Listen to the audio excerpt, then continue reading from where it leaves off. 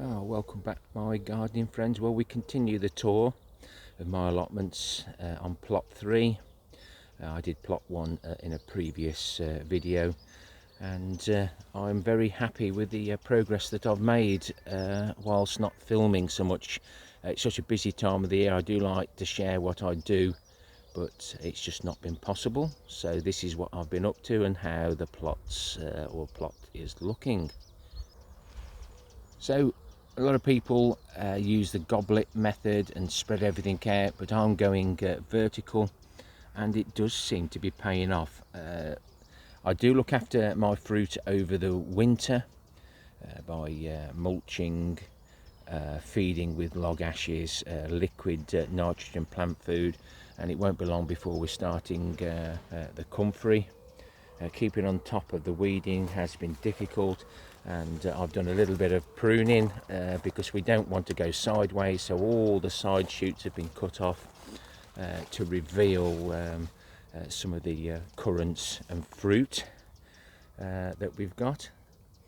This black currant there is just a little bit slower than the rest, but we don't want everything to come at once. The gooseberries, guzgogs, plumping out nicely now.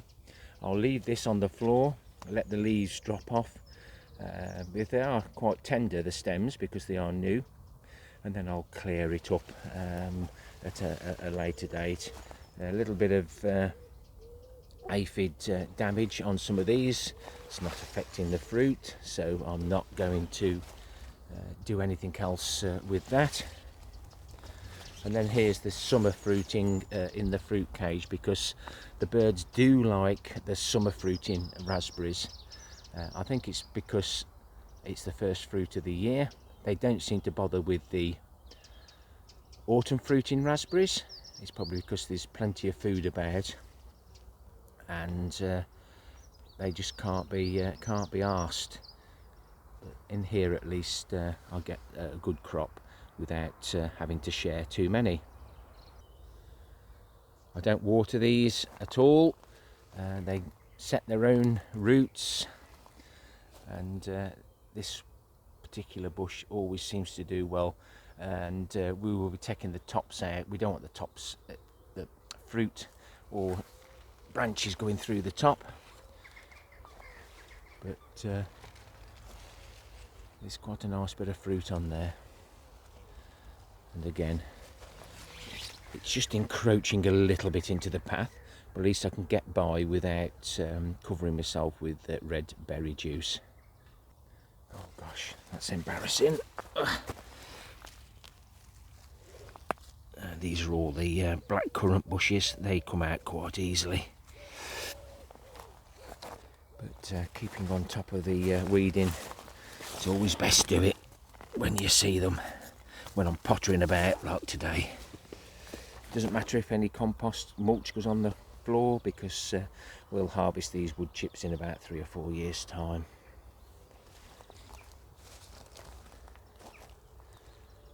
Again, we won't be short of gooseberries. They just need to be a bit longer so that it holds on that top strop. It's certainly working well. I might remove the bottom ones and use them elsewhere in the future, but it's certainly working well. We've just got to let them grow slowly and encourage them to grow uphill. Gooseberries always seem to want to flop over.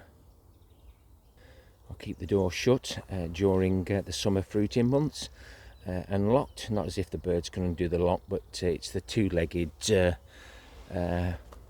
ones that birds are two-legged, but you know what I mean. People will take what's not theirs, especially now. People are struggling to buy food, etc. Well worth having an allotment. We've got major issues again with the beet leaf miner, which will affect your chards, etc. I'm going to do a separate video on that again, even though I will try and pop it into the playlist today, but there'll be a caterpillar in there somewhere munching away between the 2 layers of leaves. Best thing is to just take them off and put them in the municipal waste. There's the start of one in the middle of the screen. The eggs are laid underneath. 2 eggs are laid underneath there, look. Then they creep in. So just be careful what you're eating, unless you're like me and don't mind the excuse me moment, whatever's on the plants. Pak choy went to seed, like a lot of things are going to seed at the moment with the weather, cold nights, warm days. It's just a massive contrast, and the plants think they're dying, so they reproduce. Continually taking leaves, even off the iceberg, until they're ready to harvest as a whole. And the Jerusalem artichokes grown in buckets so they don't spread. I'm being watered regularly this year. I am a little bit better upping my game. These are the onion sets we planted in the autumn. Then we planted some in the spring, and even those now are going to seed. We'll salvage what we can. It's only the core bit that's a little bit awkward. You've always got a little bit of onion that you can reuse. Keeping on top of the weeding on onions is very important as well. I'll just set myself a task and just do a little bit. The asparagus has now got its containment on. It had just started flopping over, so it makes it awkward to walk down the paths. I harvested that for about 6 weeks, and then we've let it go to ferns, so that all the energy then goes into the crowns. Brassicas are all planted.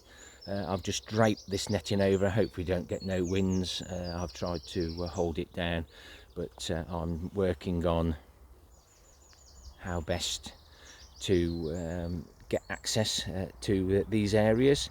I'm going to do it similar to plot 1 with the plastic free netting, but with these beds being so wide, I do need access from each side so that I don't hurt my knees leaning on the scaffold planks, and then just roll it up. So it's already been cable tied there, just need to do a few cuts, and it'll just help hopefully keep the carrot root fly at bay and keep them shaded.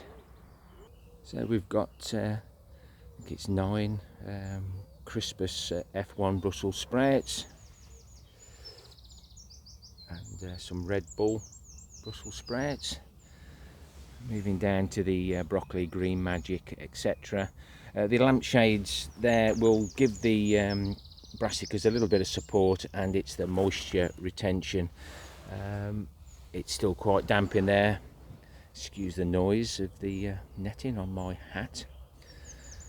And of course mulched everything up to limit the amount of weeding needed, and that also helps keep the moisture that's already in these beds in there and not escaping. This is the incredible sweet corn, and I've got 3 or 4 left, so I decided to do another row. Not a problem. I'll probably put some melons here, and the rats can't crawl up these, but I made the mistake and put that near those posts, so not sure. I don't want to cut the post down, because if I do go 3 scaffold planks high, I've got the posts to attach them to, but it's very difficult to get alter scaffold planks at the right price, and I think I will go 3 high. It's such an easy height and easy on the back and body, etc. And again with the mulching, it's so much easier just to tackle a few weeds, and weeds are bound to grow where you water. So weeds go in the path to stop, well, to add extra nutrition for the worms and that, while the composting process goes on in the paths. And you need to compost wherever you can, and if you can compost in the paths as well as your bins, all well and good. I've planted out my Pablo F1 beetroots. They were in there a little bit too long for my liking, but they are greening up now. And we've emptied the packet and just did some direct sowing, and the rest are the Sabuto F1. Here's some more of that. That was out the wood chips. I think he must have put a pillow or a duvet through the machine by accident, and I'm still getting this all over the allotments. I'm trying to dispose of it as I find it. So I normally have a bucket, put stones in, bits of plastic that we find within the compost. Saves going back up to the shed every time. Very happy with the carrots. First sowing was the 18th of April, second sowing the 13th of May. These were sown probably 4 days ago. I need to get the label in. These stations are now ready to accept a little bit of compost in the trays and then get planting. But as you can see, I'm regularly watering to get that cocoa coir moist. We've used a dibber to give that root a good chance, so hopefully we won't have too many fork this year, he says. I've got 3 extra outdoor tomatoes there, orange banana. We've got the feeding pipes. We've got 2 Sun King sunflowers, and then 2 at the back. We've got 2 Mongolian giants. Hopefully we'll get a nice big one for the granddaughter to show at the Malvern show and see if she can win a prize. I'm doing this with the beans this time, so we plant the long beans at the bottom, then they climb up the canes, and then because of the angle they hang down so you can easily get them instead of trying to find them when you do a TP. They're always hiding at the back and going to seed. And I've been watering the front section to take some spring onions and another sowing of radish. No signs of any black fly on the crimson broad beans. Some aren't crimson coloured, some are more white, but that's the pollination probably. But I shall harvest the seeds, mark them up and harvest the seeds from ones that are the crimson colour. I do love to look at the walking onions. So basically they form all the new like shallot seed type things on the end. They drop on the floor, they root down, and then they do the same next year, so they keep walking around your growing spaces if you let them.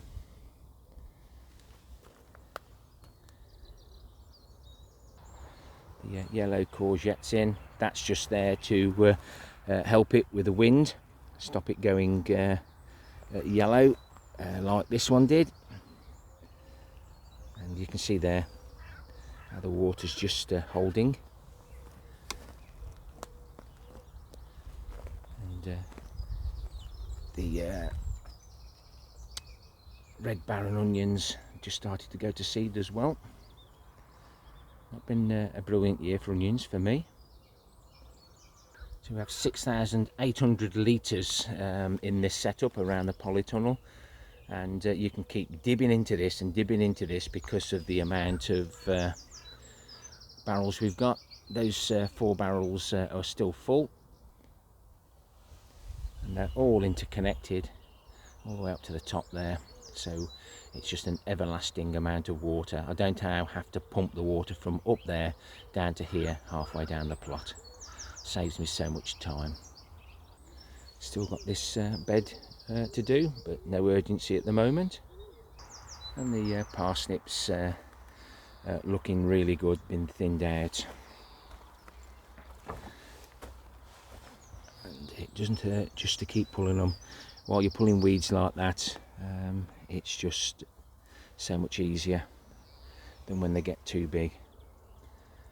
He says until he gets too busy again. First sowings of radish. It won't be long before they're ready. Some Sakura peas there, and some icicle long white radish at the back. Some of Bill and Val's pongos, some sugar snap peas from Thompson and Morgan, some more pongos. Second sowing of Sparkler 3. These are my save seed, and I'm definitely going to save some more seed this year, so I'll just let a plant go to seed and save them. These are the Hendrick snow peas from Nick the gardener, and at the back there we've got some more icicle white radishes. Getting good at my successional sowing of radishes at the moment. Long roots, well, I'm keeping them watered. I've planted the long radish now. More long radish than last year because the beetroot didn't germinate, so I might have to start germinating before I plant it, etc., or buy fresh seed. The elephant garlic won't be long now. I can probably harvest those scapes.